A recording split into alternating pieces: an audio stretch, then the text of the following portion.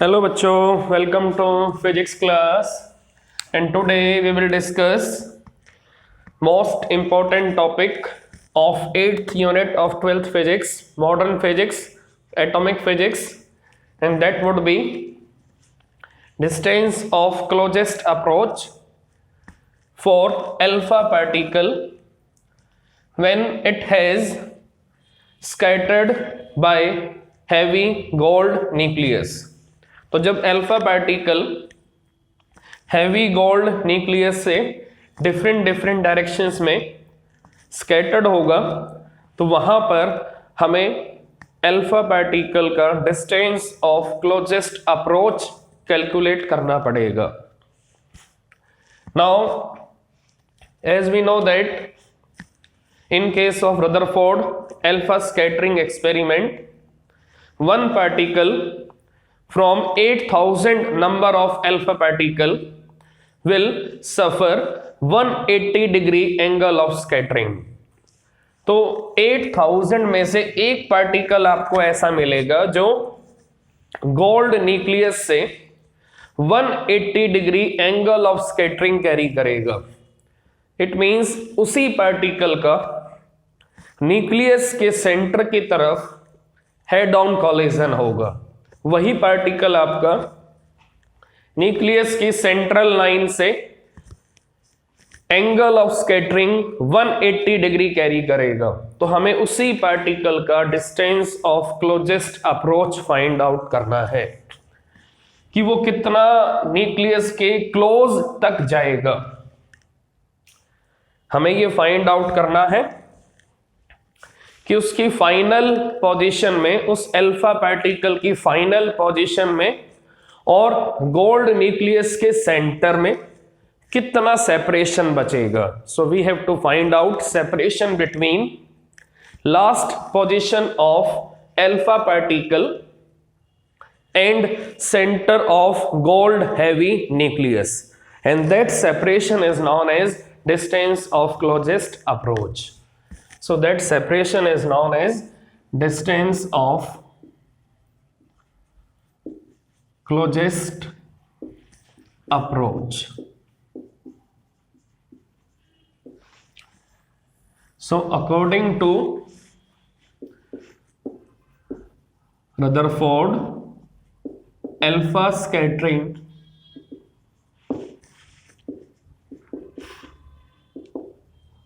experiment, one particle from 8,000 particles will carry 180 degree angle of scattering। What does it mean? एक particle अपने path को retrace करेगा इन reverse direction. तो इसी particle का हेड ऑन कॉलिजन होगा किसके साथ? गोल्ड न्यूक्लियस के इफेक्टिव एटमॉस्फेयर के साथ।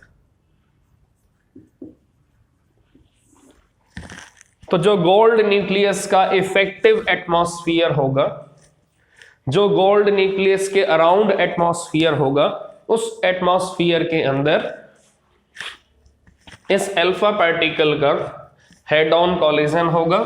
मीनिंग ऑफ हेड ऑन, ये अल्फा पार्टिकल गोल्ड न्यूक्लियस की सेंट्रल लाइन पर आएगा। तो जो पार्टिकल गोल्ड न्यूक्लियस की सेंट्रल लाइन पर आएगा उसका कॉलिजन गोल्ड न्यूक्लियस की इफेक्टिव फील्ड के साथ हेड ऑन होगा। हेड ऑन का मीनिंग, जब अल्फा पार्टिकल का सेंटर और गोल्ड न्यूक्लियस का सेंटर एक ही लाइन पर होंगे तो वहां पर गोल्ड न्यूक्लियस की फील्ड का जो कॉलिजन होगा अल्फा पार्टिकल के साथ, उसको हम हेड ऑन कॉलिजन बोलेंगे। So according to Rutherford atomic model, at centre we have nucleus and 99.9% mass of atom will be inside nucleus, and around nucleus we have revolution of electrons, तो Rutherford का जो atomic model था उसमें हमें conclusion ये मिला था कि एटम का जो इफेक्टिव मास है, एटम का जो इफेक्टिव मास है, जो एंटायर मास है एटम का, वो एंटायर मास आपको कहाँ मिलेगा? At centre of atom, and centre of atom is known as nucleus, centre of atom is known as nucleus. तो अब अगर आपको ये विजिबल नहीं हो रहा इधर तो मैं इसको यहां ड्रॉ कर देता हूं, नो इशू। तो ये है वो न्यूक्लियस, और इस न्यूक्लियस के अराउंड इस टाइप से हमें रिवोल्यूशन ऑफ इलेक्ट्रॉन्स मिलेगा, और इस न्यूक्लियस के अंदर आपका एटम का एंटायर मास है। सो this is prediction of Rutherford alpha scattering experiment, or you can say that this is conclusion of Rutherford alpha scattering experiment। तो अब हमें यहाँ पर distance of closest approach find out करना है। Now let us assume gold nucleus at center of gold atom। Now this is alpha particle and this is center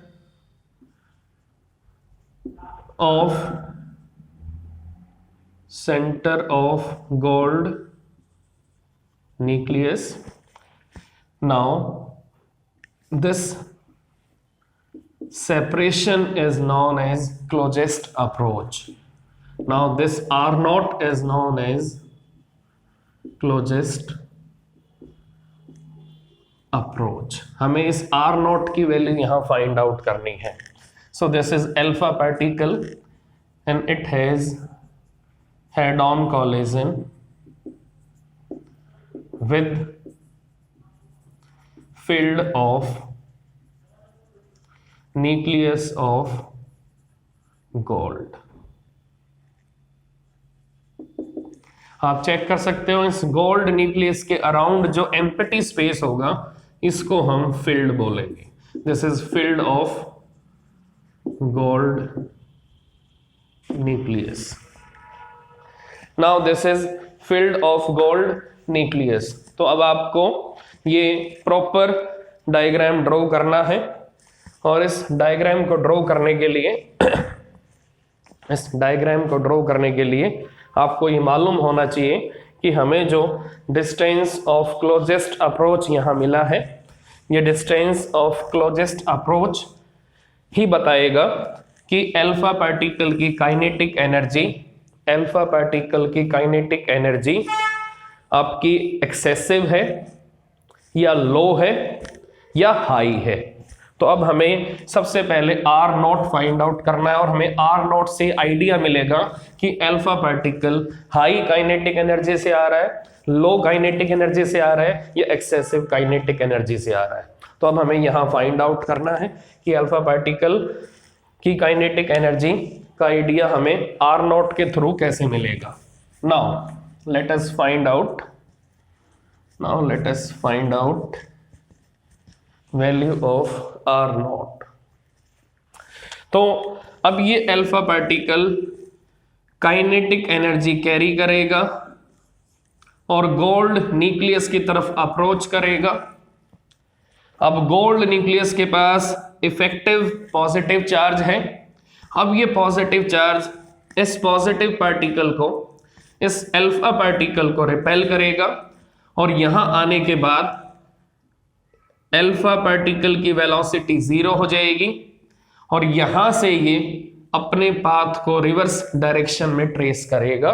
तो यहां से इसको रिक्वाइलिंग फोर्स मिलेगा, और रिक्वाइलिंग फोर्स की वजह से अल्फा पार्टिकल आपका यहां से रिक्वाइल करेगा। So this is point of recoiling. तो ए पॉइंट से आपका अल्फा पार्टिकल रिक्वाइल करेगा, अपने पाथ को रिट्रेस करेगा।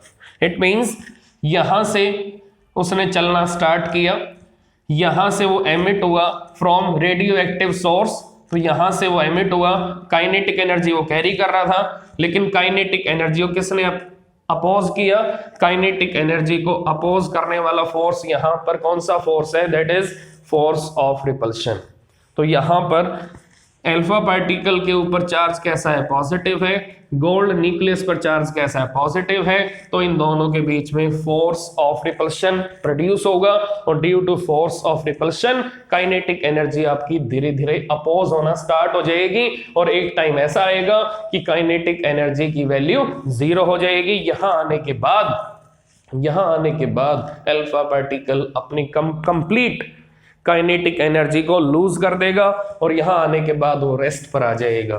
तो यहां आने के बाद अल्फा पार्टिकल आपका रेस्ट पर आ जाएगा और उसकी kinetic energy electrical potential energy में कन्वर्ट हो जाएगी। तो ये सिंपल सा कॉन्सेप्ट है। रेडियो एक्टिव सोर्स में से अल्फा पार्टिकल आपका रिलीज होगा, वो काइनेटिक एनर्जी कैरी करेगा, उसके पास काइनेटिक एनर्जी होगी। तो जैसे जैसे वो आगे बढ़ेगा वैसे वैसे उसके ऊपर रिपल्सिव फोर्स डोमिनेट करना स्टार्ट कर देगा और एक टाइम ऐसा आएगा कि उसकी काइनेटिक एनर्जी कंप्लीटली किस में कन्वर्ट हो जाएगी? इलेक्ट्रिकल पोटेंशियल एनर्जी में, और उसकी वेलोसिटी ए पॉइंट पर आने के बाद 0 हो जाएगी और फिर वो यहां से रिक्वायलिंग फोर्स फील करेगा और फिर उसको यहां से कौन सी एनर्जी मिलेगी? इलेक्ट्रिकल पोटेंशियल एनर्जी मिलेगी और इसी एनर्जी की वजह से इसी पॉइंट से वो रिवर्स डायरेक्शन में अपने पाथ को रिट्रेस करना स्टार्ट करेगा। So this recoiling force is given by electrical potential energy. So electrical potential energy यहां पर अल्फा पार्टिकल को रिक्वायलिंग फोर्स प्रोवाइड करेगी और इसी एनर्जी से अपने पाथ को रिट्रेस करना स्टार्ट करेगा। नाउ अब चेक करते हैं यहां पर कि इलेक्ट्रिकल पोटेंशियल एनर्जी की वैल्यू क्या होगी। Now it is equal to K Q1 Q2 upon R naught. So this is separation between alpha particle, last position of alpha particle and center of gold nucleus. Now half mv square equal to K Q1, आपको Q1 का meaning लिखना पड़ेगा, charge on gold nucleus, that is Ze. Now Q2 का meaning charge on, Q2 means charge on alpha particle that is 2e upon R naught। तो आप check करो यहां पर R naught की वैल्यू क्या आएगी? It is K twice of K Z E square upon half mv square। तो आप चेक कर सकते हो कि डिस्टेंस ऑफ क्लोजेस्ट अप्रोच आपका क्या वैल्यू कैरी कर रहा है? 2ZE square into K upon half mv square। तो बेटा अल्फा पार्टिकल के ऊपर हमें चार्ज क्या मिलेगा? Plus 2e। ये हमें कहां से मिलेगा? We know meaning of alpha particle He with 2 plus sign. तो अगर हम हीलियम न्यूक्लियस लेंगे और 2 इलेक्ट्रॉन्स को रिमूव करेंगे तो हमारे पास 2 पॉजिटिव चार्ज आएंगे विद हीलियम न्यूक्लियस। तो इसका meaning on helium nucleus we have plus 2e charge and that is 2e in equation of distance of closest approach। तो आपको मालूम होना चाहिए कि अल्फा पार्टिकल का मीनिंग पॉजिटिव चार्ज पार्टिकल, और अगर आपको पॉजिटिव चार्ज पार्टिकल बनाना है तो हीलियम में से 2 इलेक्ट्रॉन्स को आपने रिमूव कर दिया तो हीलियम के ऊपर 2 प्लस साइन आ जाएंगे। सो हीलियम पर आप चार्ज की वैल्यू क्या लोगे? That is plus 2e। Now this He plus plus is known as alpha particle. This is known as alpha particle. Now if R naught is inversely proportional to kinetic energy, then if kinetic energy increases or not decreases. तो आप check कर सकते हो, अगर kinetic energy increase होगी तो are not decrease होगा, और अगर काइनेटिक एनर्जी डिक्रीज होगी तो आर नॉट इंक्रीज होगा। तो आप चेक कर सकते हैं यहां पर जो रेडियस ऑफ न्यूक्लियस है, radius of nucleus it is less than distance of closest approach. तो ये आपको नोट करना है कि जो रेडियस ऑफ न्यूक्लियस है, जो रेडियस ऑफ न्यूक्लियस है, वो radius of nucleus distance of closest approach से कम है। तो अगर आपको यहां विजिबल नहीं हो रहा तो मैं यहां इसको लिख देता हूं कि radius of nucleus is less than radius of nucleus is less than distance of closest approach। और अगर काइनेटिक एनर्जी आप इंक्रीज करोगे तो ये अल्फा पार्टिकल ज्यादा डिस्टेंस तक पेनिट्रेट करेगा, और अगर इसकी पेनिट्रेशन पावर ज्यादा हो जाएगी तो आर नॉट की वैल्यू कम हो जाएगी। और अगर बाय चांस इसके पास एक्सेसिव काइनेटिक एनर्जी होगी तो it may penetrate inside nucleus of gold, it may penetrate inside nucleus of gold. तो हमारा मेन पर्पस क्या है यहां पर distance of closest approach find out करने का, कि to find out size of nucleus of gold, to find out size of nucleus of gold. तो अब आपको ये क्लियरली मालूम होना चाहिए कि हमें डिस्टेंस ऑफ क्लोजेस्ट अप्रोच का मेन बेनिफिट क्या होने वाला है। We will have idea of size of gold nucleus, और अगर अल्फा पार्टिकल के पास एक्सेसिव काइनेटिक एनर्जी होगी और अगर इसने पेनिट्रेशन कर लिया गोल्ड न्यूक्लियस के अंदर, तो उसके बाद गोल्ड न्यूक्लियस के अंदर कौन सा फोर्स आपका डोमिनेट करेगा, गोल्ड न्यूक्लियस के अंदर न्यूक्लियर फोर्स आपका डोमिनेट करेगा, और फिर न्यूक्लियर फोर्स की वजह से, और फिर न्यूक्लियर फोर्स की वजह से ये अल्फा पार्टिकल गोल्ड न्यूक्लियस से बाहर नहीं आ पाएगा। तो ये आपको पॉइंट नोट करना है कि अगर alpha particle excessive kinetic energy से आएगा और अगर इसने गोल्ड न्यूक्लियस के अंदर एंट्री ले ली तो गोल्ड न्यूक्लियस के अंदर जो न्यूक्लियर फोर्स होगा वो इतना ज्यादा डोमिनेंस शो करेगा कि ये अल्फा पार्टिकल फिर गोल्ड न्यूक्लियस से बाहर नहीं आ पाएगा, क्योंकि आपको मालूम है कि न्यूक्लियर फोर्स आपका नेचर में अट्रैक्टिव होता है, न्यूक्लियर फोर्स आपका नेचर में अट्रैक्टिव होता है। तो ये की पॉइंट आपको नोट करने हैं, तो आप इसको नोट कर लो कि क्या क्या आपको यहाँ पर इंपॉर्टेंट पॉइंट्स आपको मिले, क्या क्या आपको कॉन्सेप्ट्स यहाँ मिले। तो एक तो कॉन्सेप्ट आपको ये मिला, radius of nucleus will be less than distance of closest approach, distance of closest approach. Now number 2, अगर काइनेटिक एनर्जी आपकी एक्सेसिव होगी तो उस केस में अल्फा पार्टिकल गोल्ड न्यूक्लियस के अंदर पेनिट्रेट करेगा और फिर due to dominance of nuclear force it will not come back, it will not come back. Now next topic will be of impact parameter. तो अगला टॉपिक हमारा impact parameter होगा। तो नेक्स्ट टॉपिक पर हम अब जा रहे हैं। तो नेक्स्ट टॉपिक है हमारा impact parameter. It is also important topic for board examination. Next topic है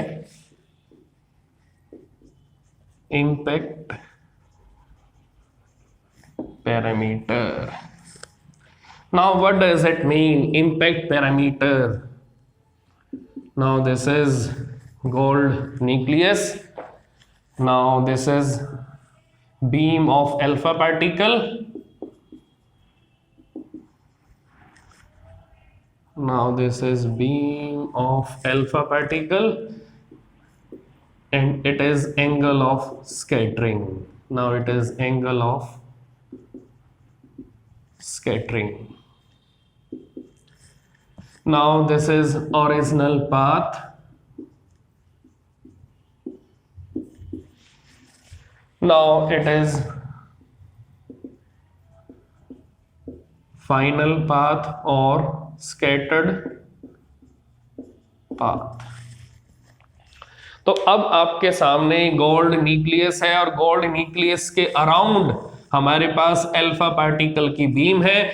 अगर अल्फा पार्टिकल की बीम यहां पर एंगल ऑफ स्कैटरिंग कैरी करेगी तो वो अपने ओरिजिनल पाथ को लीव करेगी, वो अपने ओरिजिनल पाथ से डेविएट हो जाएगी और यहां पर जो एंगल ऑफ स्कैटरिंग बना है वो आपको विजिबल हो रहा है, that is theta. Due to this angle of scattering there is change in path of alpha particle beam, there is change in path of alpha particle beam. Now impact parameter, impact parameter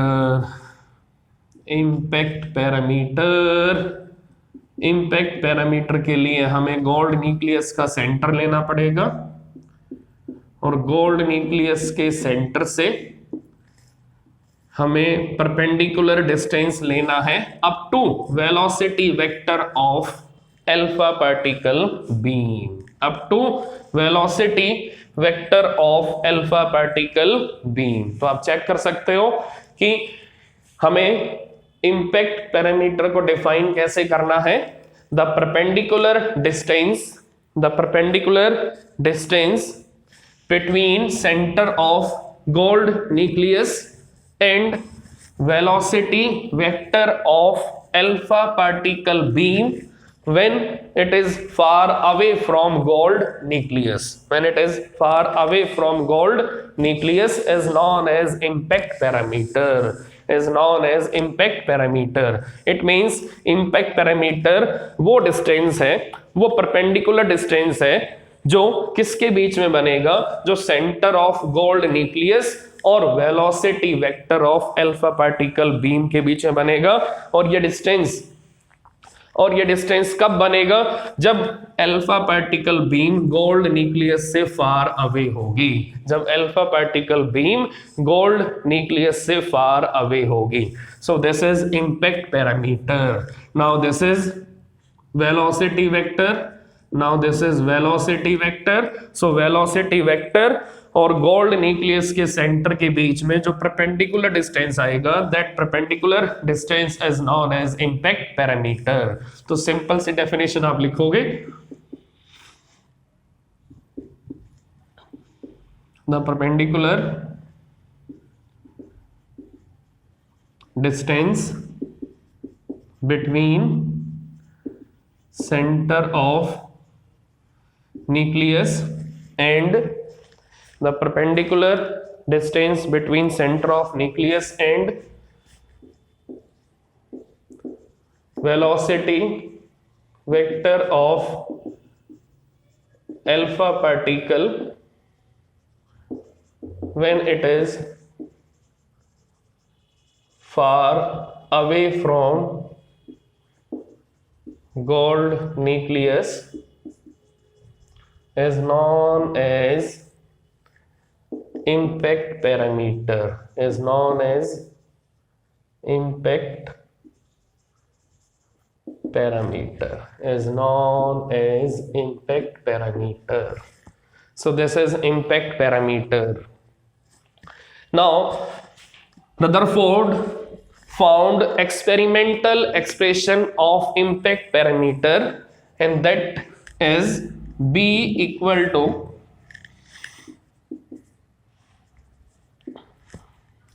ZE। आप simply सबसे पहले इसकी definition note कर लो। The perpendicular distance between center of gold nucleus and velocity vector of alpha particle when it is far away from gold nucleus is known as impact parameter. Now ZE square cot theta by 2 upon 4 pi epsilon naught into half mv square. So this is experimental expression of impact parameter. Now this is experimental expression of impact parameter. तो अब आपको यहाँ पर complete relation मिलेगा किसके बीच में, impact parameter और angle of scattering के बीच में, इम्पैक्ट पैरामीटर और एंगल ऑफ स्कैटरिंग के बीच में। तो आप चेक करो यहां पर रिलेशन हमें क्या मिला है, b प्रोपोर्शनल टू cot θ/2। तो अगर आपको b को इंक्रीज करना है, अगर b आपका इंक्रीज होगा, अगर b आपका इंक्रीज होगा तो एंगल ऑफ स्कैटरिंग आपका काफी कम हो जाएगा। b अगर इंक्रीज होगा, b अगर इंक्रीज होगा तो एंगल ऑफ स्कैटरिंग आपका डिक्रीज होगा। तो ये आपको बेटा याद रखना है, ये आपको लर्न करना है, ये आपको मेमोराइज रखना है कि अगर इम्पैक्ट पैरामीटर अगर आपका इंक्रीज होगा तो एंगल ऑफ स्कैटरिंग आपका डिक्रीज होगा। So we know if impact parameter increases then angle of scattering decreases. तो अगर आप अल्फा पार्टिकल बीम को न्यूक्लियस से काफी अवे लेके आओगे तो उस मोमेंट पर अल्फा पार्टिकल बीम में काफी कम डेविएशन आएगा और एंगल ऑफ स्कैटरिंग की वैल्यू आपको काफी कम मिलेगी। तो अगर alpha particle beam gold nucleus की फील्ड से काफी अवे होगी तो वहां पर गोल्ड न्यूक्लियस का जो इफेक्ट है वो कम हो जाएगा और वहां पर अल्फा पार्टिकल बीम आपकी मैक्सिमम केसेस में स्ट्रेट निकलेगी और वहां पर आपको एंगल ऑफ स्कैटरिंग काफी कम मिलेगा। तो यही रीजन है कि अगर b को इंक्रीज करोगे तो एंगल ऑफ स्कैटरिंग आपका डिक्रीज होगा, अगर b इंक्रीज होगा तो cot q/2 cot q/2 increase होगा लेकिन एंगल ऑफ स्कैटरिंग आपका डिक्रीज होगा, एंगल ऑफ स्कैटरिंग आपका डिक्रीज होगा। इसी टाइप से इसका रिवर्स केस लोगे तो b अगर डिक्रीज होगा तो एंगल ऑफ स्कैटरिंग इंक्रीज होगा बट cot q/2 आपका डिक्रीज होगा। तो ये आपको ध्यान रखना है कि अगर b आपका डिक्रीज होगा तो एंगल ऑफ स्कैटरिंग इंक्रीज होगा। इट मींस अगर अल्फा पार्टिकल गोल्ड न्यूक्लियस के पास में आएगा तो इसको लार्ज एंगल ऑफ स्कैटरिंग मिलेगा। तो अगर इसको लार्ज एंगल ऑफ स्कैटरिंग मिलेगा तो cot q/2 आपका कम हो जाएगा। तो ये की फैक्टर्स आपको नोट करने हैं कि किस केस में हमें एंगल ऑफ स्कैटरिंग की वैल्यू कैसी मिलेगी। अब अगर कोई गोल्ड न्यूक्लियस की सेंट्रल लाइन पर आएगा, अगर कोई अल्फा पार्टिकल गोल्ड न्यूक्लियस की सेंट्रल लाइन पर आएगा तो उस केस में वो अपना पाथ रिट्रेस करेगा और यहां पर एंगल ऑफ स्कैटरिंग की वैल्यू 180 डिग्री होगी और अगर यहां पर एंगल ऑफ स्कैटरिंग की वैल्यू 180 डिग्री होगी तो इंपैक्ट पैरामीटर का रिलेशन क्या है, b proportional to q/2। Now b proportional to cot 180/2, now b proportional to cot 90 and b nearly equal to 0। now b nearly equal to 0। तो ये आपको मालूम होना चाहिए कि अगर one alpha particle from 8000 particle will suffer by an angle of 180 degree angle of scattering, then the impact parameter for that particle, for that specific particle, for this specific particle will be 0, will be 0। तो ये था आपका impact parameter। तो अब हम अगला topic start करेंगे, that is Rutherford atom model। अब हम अगला टॉपिक स्टार्ट करने वाले हैं रदरफोर्ड एटम मॉडल और उसके अंदर हम क्या फाइंड आउट करेंगे, उसके अंदर हम फाइंड आउट करने वाले हैं total energy of electron revolving around nucleus and kinetic energy of electron revolving around nucleus and potential energy of electron revolving around nucleus and radius of orbit of electron। Now important topic we are having Rutherford atom model. अब इसमें हमारा important topic ये है कि हमें यहाँ पर electron के ऑर्बिट का रेडियस फाइंड आउट करना है। तो रदरफोर्ड एटॉमिक मॉडल के सबसे पहले हमारे पास कंक्लूजन आएंगे कि 99.9% मास किसके अंदर होगा, न्यूक्लियस के अंदर होगा, और इलेक्ट्रॉन रिवॉल्व करेंगे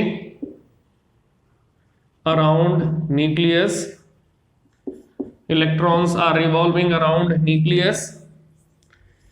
तो ये कंक्लूजन्स आपको प्रॉपर वे से माइंड में रखने हैं कि इलेक्ट्रॉन प्रॉपर स्पेस कैरी करेंगे और इलेक्ट्रॉन हमेशा न्यूक्लियस के अराउंड रिवॉल्व करेंगे और एटम एज ए होल आपको न्यूट्रल मिलेगा, एटम एज ए होल आपको न्यूट्रल मिलेगा। न्यूट्रल का meaning charge on revolving electrons is equal to charge on nucleus। तो ये आपको नोट करना है कि न्यूक्लियस का जो चार्ज होगा वो बिल्कुल इलेक्ट्रॉन्स के चार्ज के इक्वल होगा। तो एज ए होल एटम आपको न्यूट्रल मिलेगा और इलेक्ट्रॉन न्यूक्लियस के अराउंड मूव करेंगे, वो स्टेशनरी नहीं होंगे। और एटम का इफेक्टिव मास, एंटायर मास कहां पर होगा, न्यूक्लियस के अंदर होगा। तो ये आपको की पॉइंट्स रदरफोर्ड एटॉमिक मॉडल में मिले थे। तो इन्हीं की पॉइंट्स के अकॉर्डिंग हम यहाँ पर अब इलेक्ट्रॉन का रेडियस फाइंड आउट करने वाले हैं। और इलेक्ट्रॉन्स का रेडियस फाइंड आउट करने के लिए हमें सबसे मेन कॉन्सेप्ट माइंड में क्या रखना है कि एटम आपका स्टेबल है। अगर एटम स्टेबल है इट मींस इलेक्ट्रॉन्स न्यूक्लियस के अराउंड रोटेशन में होंगे। तो अगर इलेक्ट्रॉन्स न्यूक्लियस के अराउंड रोटेशन में है और इलेक्ट्रॉन्स पर चार्ज की वैल्यू चार्ज ऑन न्यूक्लियस के इक्वल है तो एटम आपका स्टेबल है, न्यूट्रल है। और इलेक्ट्रॉन्स आपके अगर मोशन में है, स्टेशनरी नहीं है, तो एटम आपका स्टेबल है। तो अभी चेक करते हैं यहां पर स्टेबिलिटी ऑफ एटम को रदरफोर्ड डिस्कस कर पाएगा या नहीं कर पाएगा। तो अभी चेक करते हैं। ये न्यूक्लियस है, इसके अराउंड इलेक्ट्रॉन इस टाइप से मूव कर रहे हैं।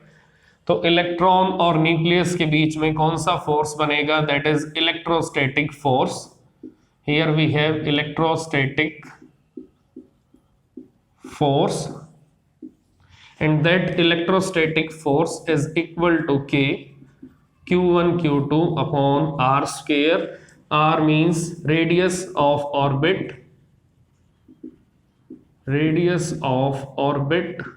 of revolving electron, and that force will bring centripetal force in electron, that is mv square upon R.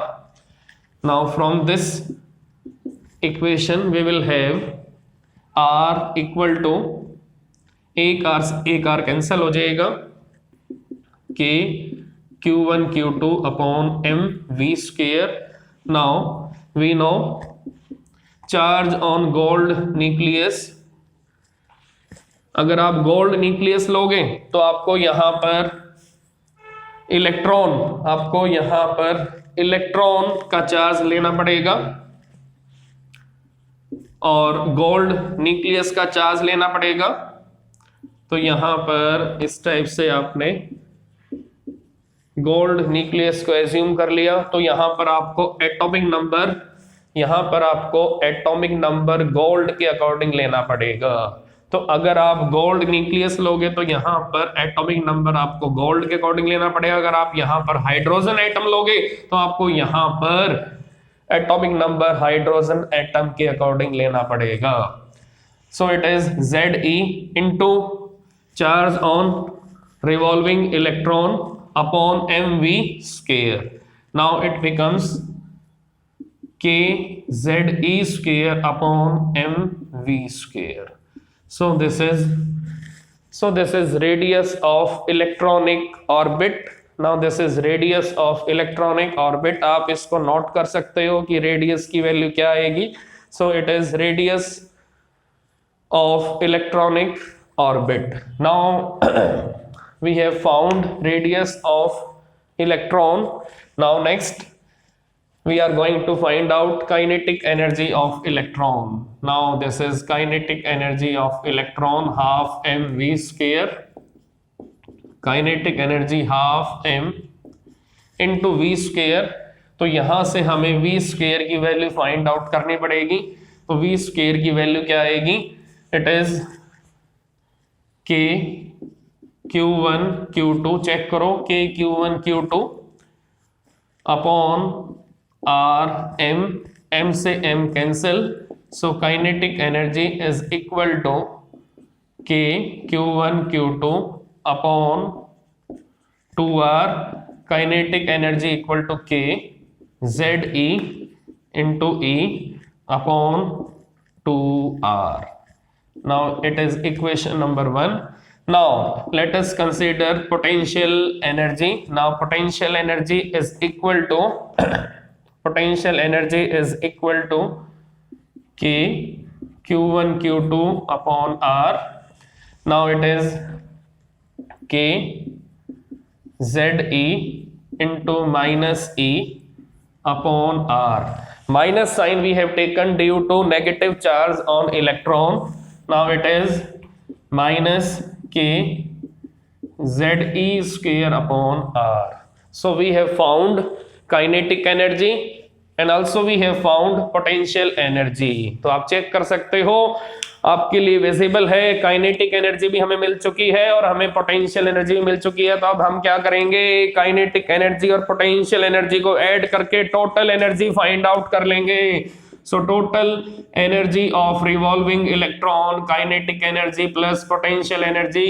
Now it is equal to kze square upon 2r minus kze square upon r, and it is equal to, now it is equal to kze square upon 2r.